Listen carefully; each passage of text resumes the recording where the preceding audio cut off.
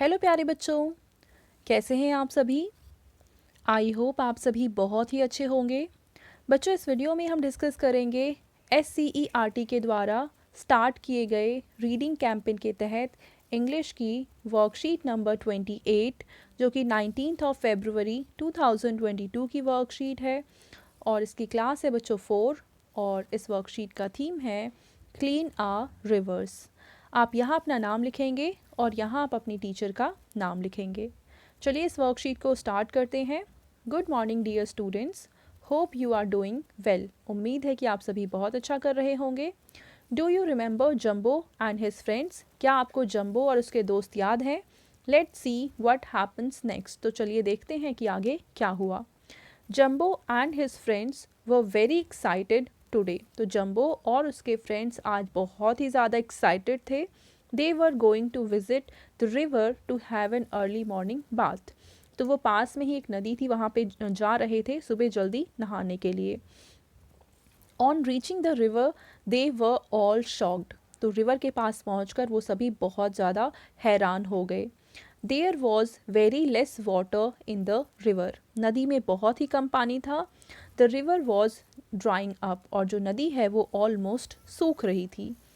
Jumbo and his friends went upstream to find out the reason. तो Jumbo और उसके friends upstream यानी कि नदी जिस तरीके जहाँ से आ रही थी उस तरफ उन्होंने जाने की कोशिश करी और ये पता करने का प्रयास किया कि क्या रीज़न है कि नदी सूख रही है। On reaching upstream, they were shocked to see that the river was filled with plastic waste. तो ऊपर जाकर उन्हें पता चला कि पानी इसलिए नदी में कम है क्योंकि पूरी नदी प्लास्टिक के वेस्ट से भरी हुई है। अब ये वेस्ट कौन कौन से थे, जैसे कि बॉटल्स हैं, पॉलीथीन बैग्स हैं, केन्स हैं, तो ये सारी चीज़ें नदी में भरी पड़ी थी। It was clogging the river. और यही नदी को क्लॉग कर रही थी, उसको रोक रही थी, पानी के फ्लो को रोक रही थी, जमा के रख रही थी।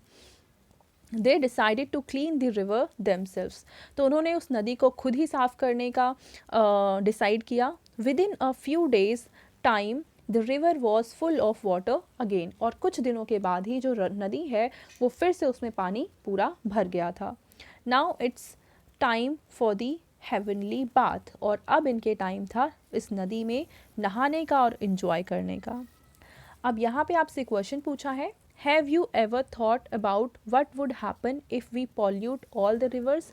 क्या आपने कभी सोचा है कि अगर हम सभी नदियों को पॉल्यूट कर देते हैं, उन्हें प्रदूषित कर देते हैं तो क्या होगा? बच्चों, अगर ऐसा होता है तो हमें पानी बिल्कुल भी नहीं मिलेगा। ठीक है, तो इसका आप आंसर लिखेंगे we would not get clean water. अगर ऐसा होता है तो हमें साफ पानी नहीं मिलेगा। नेक्स्ट है, name any 5 things which can cause water pollution. तो आपको किसी 5 चीज़ का नाम लिखना है जो कि वाटर पॉल्यूशन कर सकता है। ठीक है, तो बच्चों इसमें आप पहले में लिख सकते हैं प्लास्टिक, क्योंकि प्लास्टिक वाटर को पॉल्यूट करते हैं। सेकंड में लिख सकते हैं पॉलीथीन। थर्ड में लिख सकते हैं केमिकल्स। फोर्थ में लिख सकते हैं सोप एंड फिफ्थ में लिख सकते हैं एशेज़ यानी कि राख, जो राख नदियों में डाली जाती हैं, या जो सोप साबुन का हम इस्तेमाल करते हैं और वो पानी जब नदियों में जाता है तो ये सब मिलकर उस पानी को बहुत ही ज़्यादा गंदा कर देते हैं, पॉल्यूट कर देते हैं। ठीक है, नेक्स्ट है, we use water for different things, right any 6 uses of water in your notebook. तो पानी के कोई 6 यूज़ लिखने हैं कि आप कहाँ कहाँ पानी का इस्तेमाल करते हैं।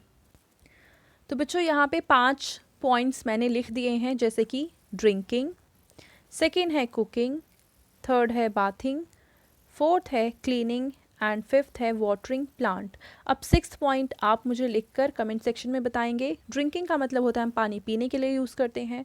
कुकिंग का मतलब खाना बनाने के लिए इस्तेमाल करते हैं। बाथिंग मतलब नहाने के लिए इस्तेमाल करते हैं। क्लीनिंग मतलब साफ़ सफाई के लिए इस्तेमाल करते हैं। एंड वाटरिंग दी प्लांट्स मतलब पौधों को पानी देने के लिए भी हम पानी का इस्तेमाल करते हैं। अब आपके पेरेंट्स के लिए सुझाव है कि बच्चों को जल के महत्व के बारे में समझाते हुए जल प्रदूषण की समस्या और उससे बचाव के उपायों पर चर्चा कीजिए। तो बच्चों ये थी आज की हमारी इंग्लिश की वर्कशीट एंड आई होप आप सभी को ये वर्कशीट बहुत ही अच्छे से समझ में आई होगी। और बच्चों अगर आपको वीडियो पसंद आई है तो इसको ज़रूर लाइक करें, अपने फ्रेंड्स के साथ भी शेयर करें और इस चैनल को सब्सक्राइब करना बिल्कुल ना भूलें। Thank you.